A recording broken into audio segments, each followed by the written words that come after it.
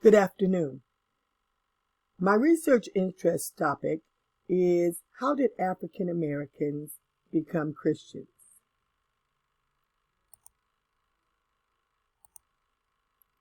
Submitted by Renee Jones.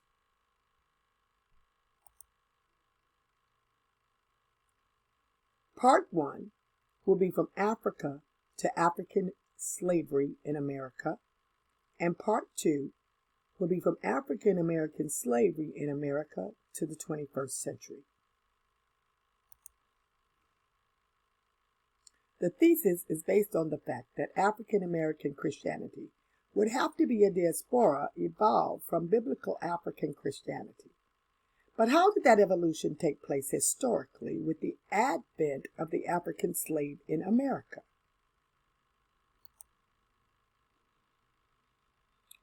The complexity of African Christian spirituality. Western awareness of African spirituality is often ethnocentric at best. The Western lack of awareness was reinforced by the identification of Christianity with European culture. In other words, no one else were Christians except the Europeans. However, African people had their own tradition of spirituality.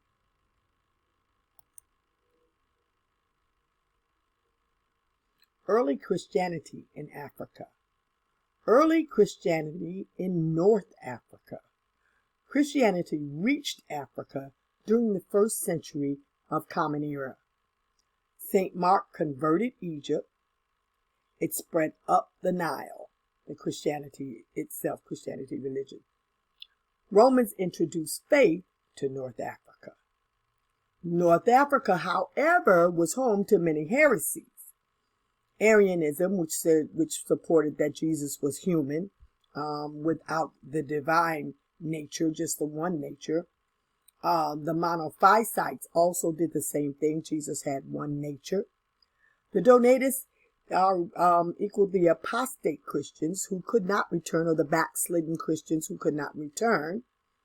Vandal German settlers were Arian Christians. Once more again, that's just the one nature that Jesus was human. Byzantine conquest returned north to Catholics. So all of those people were to return to the Catholic religion, but region had no influence on sub-Saharan African. Monophysite Christianity along the Nile believed Christ had one nature, largely divine, not human. Persecuted and declared heresy. That was persecuted and declared heresy by the Chalcedon Council. The Kingdom of Aksum. This period takes its name from the city of Aksum, which had been the capital of Ethiopia for several centuries before the conversion to Christianity of King Ezana, who ruled from circa 320 to circa 360 and served as capital for several centuries. While we cannot rule out the possibility that Christianity had been present in the country prior to the conversion of this ruler, it is only starting from this period that expressions of distinctly Christian beliefs appear in the material record, in the actual record, in the Kingdom of Aksum.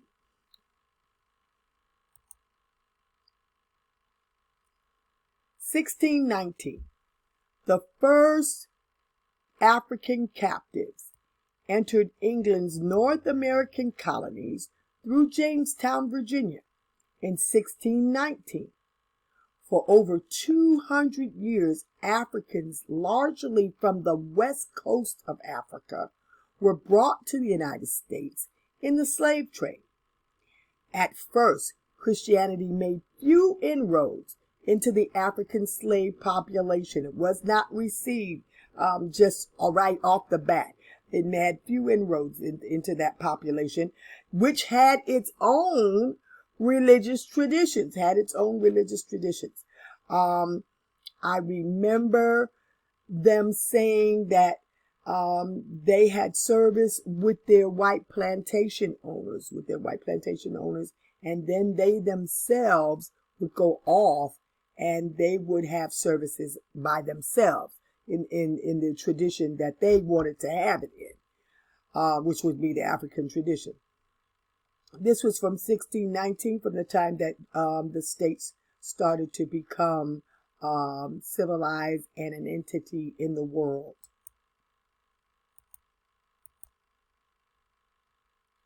Did they exhibit a primal, kind of in the closet type of praise at the start and then assimilate it?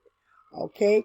So once I was just talking about that they had their own praise service, their own church service after they went with their white plantation owners. Was that because it was more of a primal, kind of in the closet type of praise at the start? What happened to it? Did they start to assimilate so that they no longer needed that particular outlet, that running off secret to have their own service? What happened? Did they have that primal praise at the start and then assimilate it into white Christian society? The invisible African American in North America, Anglicanism. I am invisible. Understand simply because people refuse to see me. Ralph Ellison, The Invisible Man.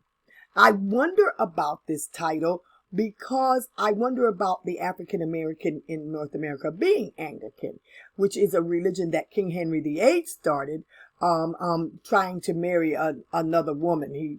The Catholic religion didn't support that, so he went to Anglican. He started this religion, Anglican religion, and I'm wondering if they really assimilate into that even now, currently. And they're just not seen, or they're just tolerated, or they're invisible. That this is the caption stated in regard to this acceptance of this religion, that they are invisible. So I'm wondering where the tension is there.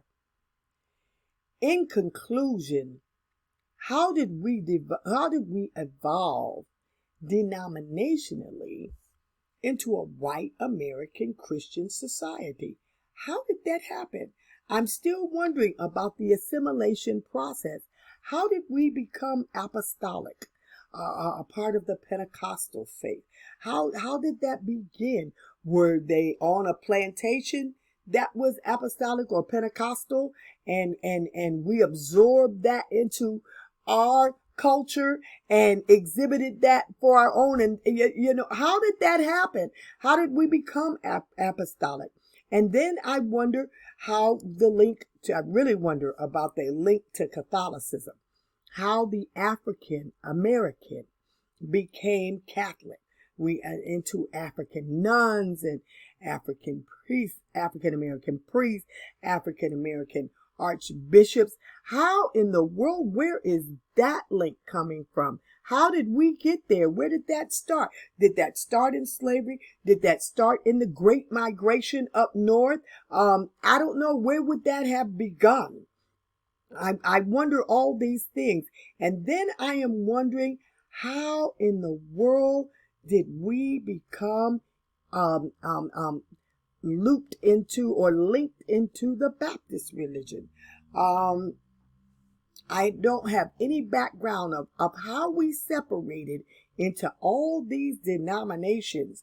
As a part of the American society. I have white American Christian society. How did we do this? How did this all come about? And it wasn't just Christian. It was apostolic. It was Catholic. It was Baptist. How did we become Protestant?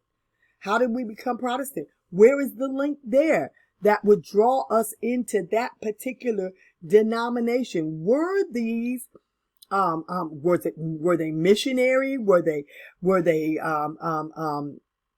again, the Great Migration? What is it that drew us there? What attracted us there beside God himself? What attracted us to that particular denomination?